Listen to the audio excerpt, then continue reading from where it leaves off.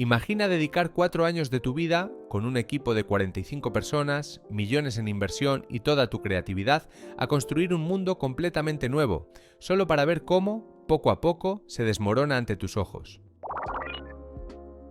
Eso fue lo que vivió Stewart Butterfield, el mismo que años atrás había vendido Flickr a Yahoo por más de 20 millones de dólares. Podría haberse retirado tranquilo, pero decidió volver a empezar.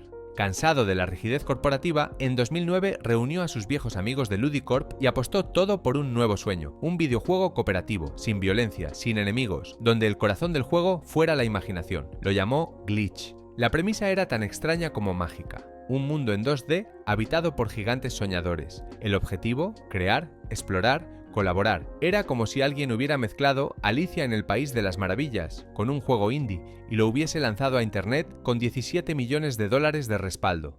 Durante 3 años, el equipo trabajó con pasión. Cada píxel, cada animación, cada línea de código estaba pensada para romper las reglas de los videojuegos tradicionales. Y cuando finalmente se lanzó en 2011, algo no encajó. El público no llegó. A pesar del diseño, la originalidad y los intentos de atraer jugadores con nuevas funciones y campañas creativas, el número de usuarios era insuficiente. Y había un problema más grande. Glitch estaba hecho en Flash, justo cuando los smartphones empezaban a dominar. El juego simplemente no encajaba con los nuevos hábitos digitales. Para finales de 2012, Butterfield lo tenía claro. En una mañana fría de noviembre, le dijo a un colega lo que no quería aceptar. Tenemos que cerrar el juego. Era eso, o quedarse sin dinero ni rumbo. El 9 de diciembre de 2012, Glitch apagó sus servidores para siempre. Fue un golpe durísimo. No solo significaba despedir a decenas de personas, era también enterrar un mundo entero que habían construido con el alma. Pero en medio de esa tristeza quedaba una chispa, una herramienta interna, una pequeña cosa que usaban a diario y que pronto cambiaría la historia del trabajo para siempre. A veces, las ideas que cambian el mundo no nacen de la ambición, sino de la necesidad. En pleno duelo por el cierre de Glitch, mientras Stewart Butterfield y su reducido equipo intentaban asimilar la caída de su mundo virtual, algo que siempre había estado ahí empezó a brillar con una nueva luz. No era un nuevo juego, ni una gran revelación creativa. Era una herramienta interna, un simple sistema de chat que usaban desde hacía años para no perderse en el caos del email. Nada glamoroso, solo canales temáticos con nombres como PA General, PA Soporte o Deploys. Pero ese pequeño sistema, hecho a mano, con un aire geek y friki, les había salvado de la desorganización. Tenía todo: mensajes en tiempo real, archivos, búsquedas, bots que automatizaban tareas y alertas integradas que les avisaban en el chat cuando alguien se registraba, compraba algo o pasaba algo en redes. Sin darse cuenta, habían creado un sistema de comunicación más eficiente que cualquier otra cosa en el mercado. Un día, alguien en el equipo dijo en voz alta lo que todos empezaban a sospechar: Glitch falló, pero esto no. Ahí, Butterfield lo vio con claridad. ¿Y si dejaban de intentar construir mundos de fantasía y empezaban a arreglar el mundo real? ¿Y si lo que habían creado para ellos podía ayudar a millones? Por cierto, si te está gustando este vídeo, te invito a que te suscribas y a que le des like. No te cuesta absolutamente nada, son solo 2 clics: suscribirse y like. Venga, vamos, venga. El momento fue decisivo. En lugar de dejar que el fracaso los hundiera, decidieron convertir su herramienta en un producto. Butterfield lo resumió en una sola frase que lo decía todo: toda la comunicación de tu equipo, en un solo lugar, buscable, instantánea y disponible desde cualquier parte. Le pusieron nombre casi sin pensarlo: Slack, un término sencillo, como aflojar una cuerda tensa, pero que, por casualidad, también encajaba como un guante.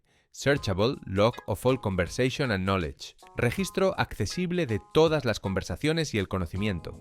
El equipo, ahora reducido pero enfocado, empezó a transformar ese sistema casero en una app lista para el mundo, y para sorpresa de muchos, los inversores volvieron a apostar por Stewart. En abril de 2013, apenas unos meses después de haber enterrado Glitch, ya tenían un prototipo funcional y 17 millones de dólares nuevos para lanzarlo al mundo. Lo que empezó como un simple chat interno estaba a punto de convertirse en el corazón de la nueva forma de trabajar. Nadie lo vio venir, ni campañas millonarias, ni influencers, ni anuncios en Times Square. En febrero de 2014, Slack fue lanzado al público casi en silencio. Apenas un puñado de equipos amigos habían probado la app en fase beta, pero cuando se liberó, pasó algo inesperado. 8.000 personas se registraron en solo 24 horas. Para un producto empresarial, donde todo suele avanzar a paso lento, fue un estallido. Y lo mejor estaba por venir. En cuestión de semanas, esos 8.000 se convirtieron en 50.000. ¿Cómo? Por una razón muy simple. Quien lo probaba no podía dejar de hablar de él. Slack se viralizó como un secreto demasiado útil para guardárselo.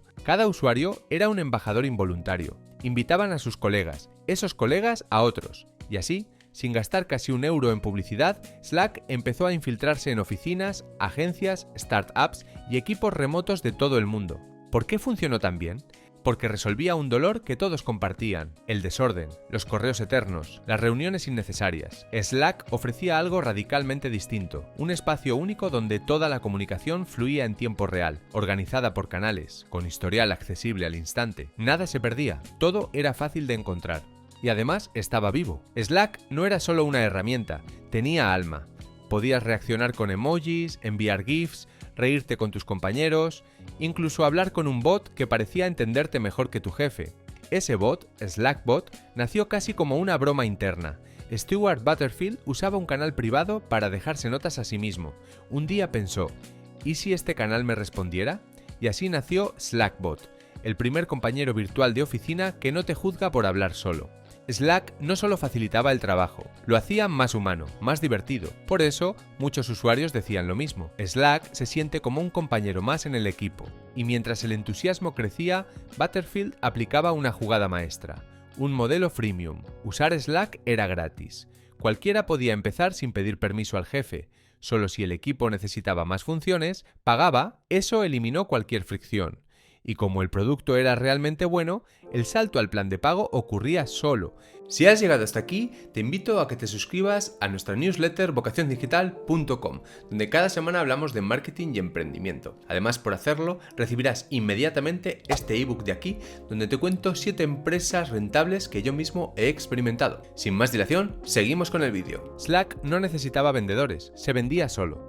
Los números lo decían todo. A finales de 2014, menos de un año después del lanzamiento, Slack ya tenía 285.000 usuarios activos diarios, y los inversores no tardaron en reaccionar. Inyectaron $120 millones adicionales, elevando la valoración de la empresa a 1.200 millones. Un unicornio, en solo 8 meses. Lo que comenzó como una herramienta interna en una empresa moribunda, ahora lideraba la revolución de la comunicación empresarial. Lo que empezó como una simple herramienta interna ya no era solo una promesa, era una fuerza imparable. En 2015, Slack ya no era esa app curiosa para empresas. Se había convertido en el nuevo lenguaje del trabajo moderno. Cada año duplicaba su base de usuarios, 2 millones, luego 4, después 6, hasta romper la barrera de los 10 millones en apenas 5 años. Pero lo más impresionante no era el número, sino la diversidad. No solo techis y startups, también científicos, ONGs, periodistas y hasta multinacionales empezaban a usar Slack como su centro de operaciones diario. La app había cruzado fronteras, idiomas y sectores. Ya no era solo un fenómeno del mundo tech, era un estándar global. La empresa crecía y también se movía con astucia. En 2015 compraron Screen Hero, integrando llamadas de voz y video. En 2018 firmaron un acuerdo clave con Atlassian para absorber a los usuarios de sus rivales HipChat y Stride. Y en 2017 recibieron una fuerte inversión de SoftBank que reforzó su músculo financiero. Todo apuntaba en una sola dirección: el dominio del terreno corporativo.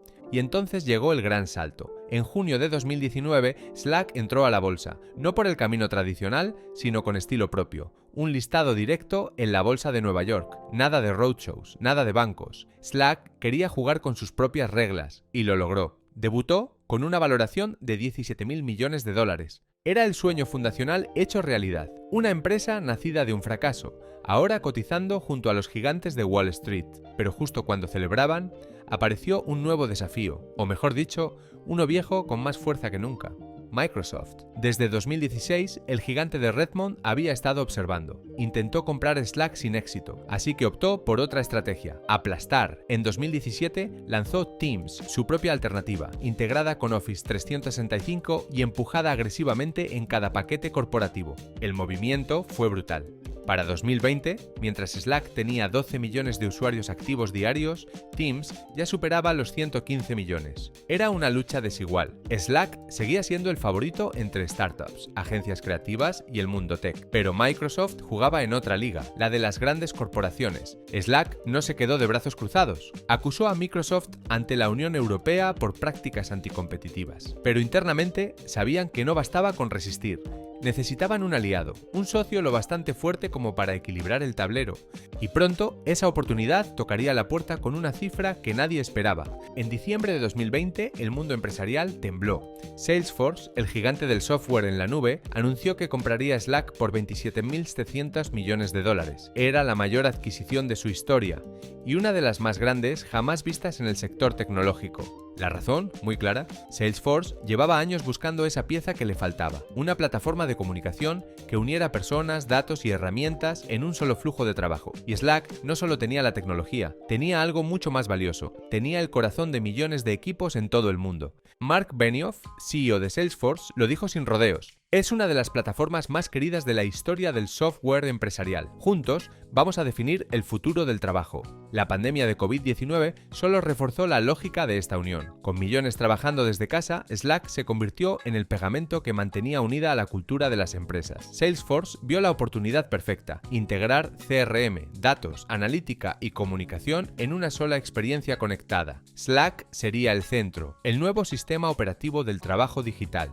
Y así, en julio de 2021, la operación se concretó. Slack pasó a formar parte de Salesforce. Stewart Butterfield seguía al mando, pero ahora con el respaldo de un titán global. Fue el cierre perfecto para un ciclo increíble. Esta historia no comenzó con una gran idea brillante, comenzó con un fracaso doloroso, un juego que nadie jugó, una empresa al borde del abismo, un equipo herido, pero no derrotado. En ese caos, Stewart Butterfield encontró una pequeña herramienta olvidada, la reimaginó, apostó todo y con ella cambió cómo millones de personas trabajan hoy. Slack no es solo una app, es un recordatorio de que los fracasos no son finales, sino comienzos disfrazados, de que las ideas más grandes a veces están justo frente a nosotros, y de que la resiliencia, esa capacidad de levantarse y reinventarse, puede convertir una derrota en una historia que inspire al mundo. Si te ha gustado esta historia, tienes que ver esta otra que es totalmente igual de inspiradora. Te la recomiendo y nos vemos en el siguiente vídeo. Chao, chao.